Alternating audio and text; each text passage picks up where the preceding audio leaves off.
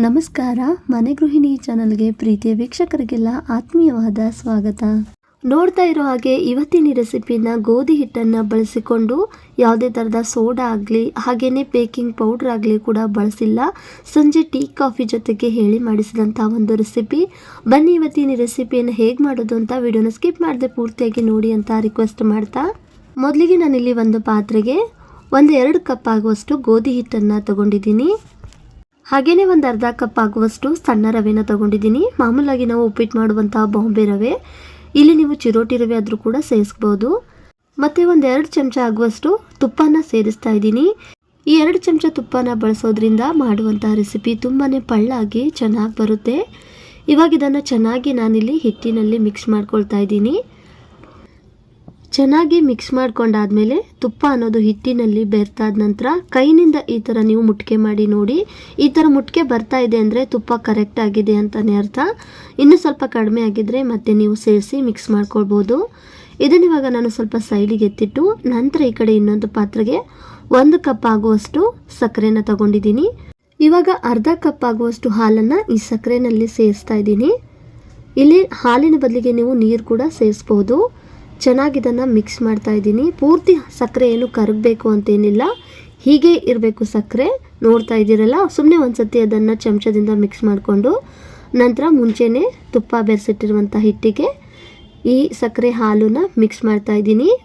ಸಕ್ಕರೆನ ನಾವು ಪೂರ್ತಿ ಕರಗಕ್ಕೆ ಬಿಡಬಾರ್ದು ಹಾಲಿನಲ್ಲಿ, ಹಾಗೆಯೇ ಇದನ್ನು ಸೇರಿಸ್ತಾ ಹಿಟ್ಟನ್ನು ಕಲಿಸ್ಕೊಳ್ಬೇಕಾಗುತ್ತೆ.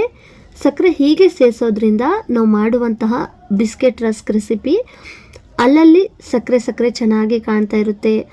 ನಾವು ಆಚೆಗಡೆ ಕೊಂಡು ತಂದಂಥ ಬಿಸ್ಕೆಟ್ಗಳಲ್ಲಿ ಯಾವ ಥರ ಒಂದೊಂದು ಸ್ವಲ್ಪ ಸಕ್ಕರೆ ಅನ್ನೋದು ಕಾಣ್ತಾ ಇರುತ್ತೆ ನೋಡಿ, ಚಿಕ್ಕ ಚಿಕ್ಕದಾಗಿ ಅದೇ ಥರ ಕಾಣುತ್ತೆ.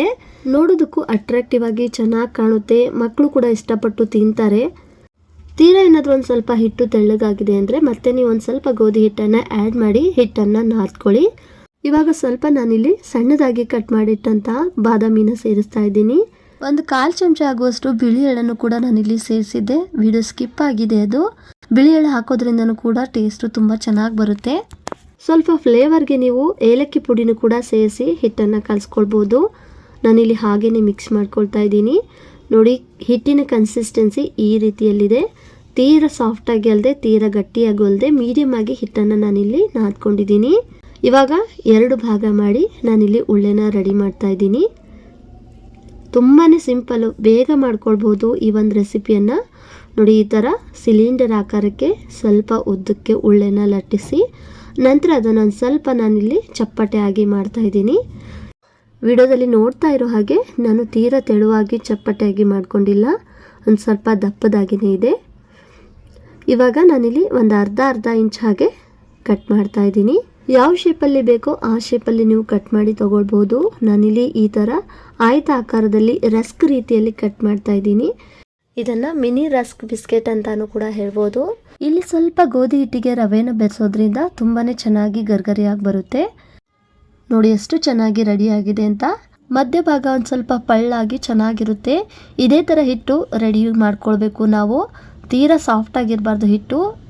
ಯಾವ ಥರ ಅಂದರೆ ಹಿಟ್ಟು ನಾವು ಉಳ್ಳೆ ಮಾಡ್ತಿರ್ಬೇಕಾದ್ರೆ ಉಳ್ಳೆ ಅಲ್ಲಲ್ಲಿ ಬಿರುಕು ಬರ್ತಾ ಇದೆ ಅನ್ನೋ ಥರ ಹಿಟ್ಟು ರೆಡಿ ಆಗಬೇಕು. ಹೀಗೆ ಎಲ್ಲನೂ ಕೂಡ ನಾನಿಲ್ಲಿ ರೆಡಿ ಮಾಡಿ ಇಟ್ಕೊಂಡಿದ್ದೀನಿ. ಇವಾಗ ಇದನ್ನು ನಾನಿಲ್ಲಿ ಡೀಪ್ ಫ್ರೈ ಮಾಡಿ ತಗೊಳ್ತಾ ಇದ್ದೀನಿ. ಈ ಕಡೆ ಎಣ್ಣೆನೂ ಕೂಡ ನಾನಿಲ್ಲಿ ಕಾಯಕ್ಕಿಟ್ಟಿದ್ದೆ. ಎಣ್ಣೆ ತೀರಾ ಬಿಸಿಯಾಗಿರಬಾರ್ದು, ಒಂದು ಮೀಡಿಯಮ್ ಹದಕ್ಕೆ ಬಿಸಿಯಾಗಿದ್ದರೆ ಸಾಕು. ಇವಾಗ ಒಂದೊಂದನ್ನೇ ಸೇರಿಸ್ತಾ ನಾನಿಲ್ಲಿ ಫ್ರೈ ಮಾಡ್ತಾ ಇದ್ದೀನಿ. ತೀರಾ ಒಂದೇ ಸತಿಗೆ ಜಾಸ್ತಿ ಹಾಕ್ಕೊಳ್ತಾ ಇಲ್ಲ.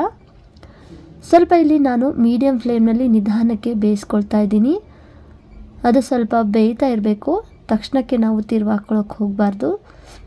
ಹೀಗೆ 2 ಬದಿಗೂ ನಾನಿಲ್ಲಿ ತಿರುವುತ್ತಾ ಸ್ವಲ್ಪ ಹೊಂಬಣ್ಣದ ಕಲರ್ ಬರೋವರೆಗೂ ಫ್ರೈ ಮಾಡ್ಕೊಳ್ತಾ ಇದ್ದೀನಿ. ಇಲ್ಲಿ ಸ್ವಲ್ಪ ಫ್ರೈ ಮಾಡೋದಕ್ಕೆ ಸಮಯ ಹಿಡಿಯುತ್ತೆ ಅನ್ನೋದು ಬಿಟ್ಟರೆ ಬೇಗನೆ ಆಗೋಗುವಂಥ ಒಂದು ರೆಸಿಪಿ. ಇದೇ ಥರ ನಾವು ತಿರುವುತ್ತಾ ಸ್ವಲ್ಪ ನಿಧಾನವಾಗಿ ಬೇಯಿಸ್ಕೊಂಡ್ರೆ ತುಂಬ ಚೆನ್ನಾಗಿ ಪಳ್ಳಾಗಿರುವಂತಹ ರಸ್ಕ್ ಬಿಸ್ಕೆಟ್ ರೆಡಿ ಆಗುತ್ತೆ. ನೋಡ್ತಾ ಇದ್ದೀರಲ್ಲ, ಈ ಥರ ನಾನಿಲ್ಲಿ ಹೊಂಬಣ್ಣದ ಕಲರ್ ಬರೋವರೆಗೂ ಫ್ರೈ ಮಾಡ್ಕೊಳ್ತಾ ಇದ್ದೀನಿ. ಇಲ್ಲಿ ನೀವು ತಕ್ಷಣಕ್ಕೆ ಎಣ್ಣೆಯಿಂದ ತೆಗೆದಾಗ ಎಣ್ಣೆ ಜಾಸ್ತಿ ಹೀರ್ಕೊಂಡಿದೆ ಅಂತ ಅನಿಸುತ್ತೆ, ಆದರೆ ಇದು ಎಣ್ಣೆ ಹೀರ್ಕೊಳ್ಳೋದೇ ಇಲ್ಲ. ತುಂಬ ಚೆನ್ನಾಗಿ ರೆಡಿಯಾಗುತ್ತೆ. ಬಿಸಿ ಇದ್ದಾಗ ಆ ಥರ ಅನಿಸುತ್ತೆ. ಸ್ವಲ್ಪ ಇದು ಪೂರ್ತಿ ಕಂಪ್ಲೀಟಾಗಿ ತಣ್ಣಗಾದ್ಮೇಲೆ ಎಣ್ಣೆ ಅನ್ನೋದೇ ಕಾಣಿಸೋದಿಲ್ಲ. ಆ ಥರ ಈ ಒಂದು ರಸ್ಕ್ ಬಿಸ್ಕೆಟ್ ರೆಡಿ ಆಗುತ್ತೆ. ಇದೇ ಥರ ನಾನಿಲ್ಲಿ ಇನ್ನೊಂದು ಬ್ಯಾಚನ್ನು ಕೂಡ ಫ್ರೈ ಮಾಡ್ಕೊಳ್ತಾ ಇದ್ದೀನಿ. ಎಣ್ಣೆ ಜಾಸ್ತಿ ಬಿಸಿ ಇರಬಾರ್ದು, ಮೀಡಿಯಮ್ ಬಿಸಿನಲ್ಲೇ ಈ ರಸ್ಕ್ ಬಿಸ್ಕೆಟನ್ನು ಬೇಯಿಸ್ಕೊಳ್ತಾ ಇದ್ದೀನಿ. ಒಂದೇ ಸತಿ ಹೈ ಫ್ಲೇಮ್ನಲ್ಲಿ ಬೇಯಿಸ್ಕೊಂಡ್ರೆ ಮೇಲ್ಭಾಗ ಬೇಗ ಬೆಂದು ಒಳಭಾಗ ಇನ್ನೂ ಹಾಗೆ ಸಾಫ್ಟ್ ಆಗಿರುತ್ತೆ. ಆಮೇಲೆ ಬಿಸ್ಕೆಟು ಕರೆಕ್ಟಾಗಿ ಗರ್ಗರಿಯಾಗಿ ಚೆನ್ನಾಗಿ ರೆಡಿಯಾಗಿರೋದಿಲ್ಲ ಮತ್ತು ಎಣ್ಣೆ ಕೂಡ ಜಾಸ್ತಿ ಹೀರ್ಕೊಂಡಿರುತ್ತೆ. ಇವಾಗ ನಾನಿಲ್ಲಿ ಎಲ್ಲನೂ ಕೂಡ ಫ್ರೈ ಮಾಡ್ಕೊಂಡಿದ್ದಾಗಿದೆ. ಸ್ವಲ್ಪ ಪೂರ್ತಿ ಕಂಪ್ಲೀಟಾಗಿ ತಣ್ಣಗಾದ್ಮೇಲೆ ಇದನ್ನು ನೀವು ತಿನ್ನಿ, ತುಂಬಾ ಚೆನ್ನಾಗಿ ರೆಡಿಯಾಗಿರುತ್ತೆ. ಬಿಸಿ ಆರೋಗೋ ತನಕನೂ ಕೂಡ ಇದು ಹಾಗೆಯೇ ಬೇಯ್ತಾ ಇರುತ್ತೆ. ಮಧ್ಯಭಾಗ ಅನ್ನೋದು ತುಂಬ ಚೆನ್ನಾಗಿ ಪಳ್ಳಾಗಿ ರೆಡಿಯಾಗುತ್ತೆ. ನೋಡ್ತಾ ಇದ್ರಲ್ಲಿ ಯಾವ ಥರ ಇಲ್ಲಿ ಬಿಸ್ಕೆಟ್ ಅನ್ನೋದು ರೆಡಿಯಾಗಿವೆ ಅಂತ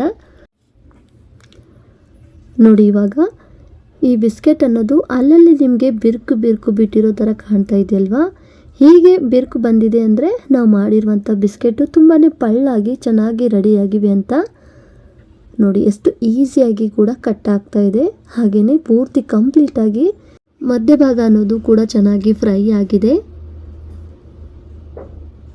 ಪ್ರತಿ ಬಿಸ್ಕೆಟು ಕೂಡ ಅಷ್ಟೇ ತುಂಬ ಚೆನ್ನಾಗಿ ಪಳ್ಳಾಗಿ ರೆಡಿಯಾಗುತ್ತೆ.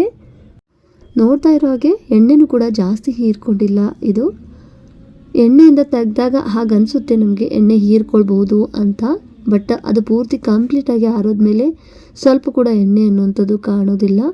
ಟೇಸ್ಟ್ ಕೂಡ ಅಷ್ಟೇ ತುಂಬ ಚೆನ್ನಾಗಿರುತ್ತೆ. ತಿಂತಾ ಇದ್ರೆ ಹಾಗೆಯೇ ತಿನ್ನೋಣ ಅನ್ನೋ ಹಾಗೆ. ನೋಡಿದ್ರಲ್ಲ ಸ್ನೇಹಿತರೆ, ಇವತ್ತಿನ ದಿವಸ ಗೋಧಿ ಹಿಟ್ಟನ್ನು ಬಳಸಿ ಮಾಡಿರುವಂತಹ ಸೂಪರ್ ಆಗಿರುವಂತಹ ಒಂದು ರಸ್ಕ್ ರೀತಿಯಲ್ಲಿ ಮಾಡಿರುವಂತಹ ಬಿಸ್ಕೆಟ್ ರೆಸಿಪಿ.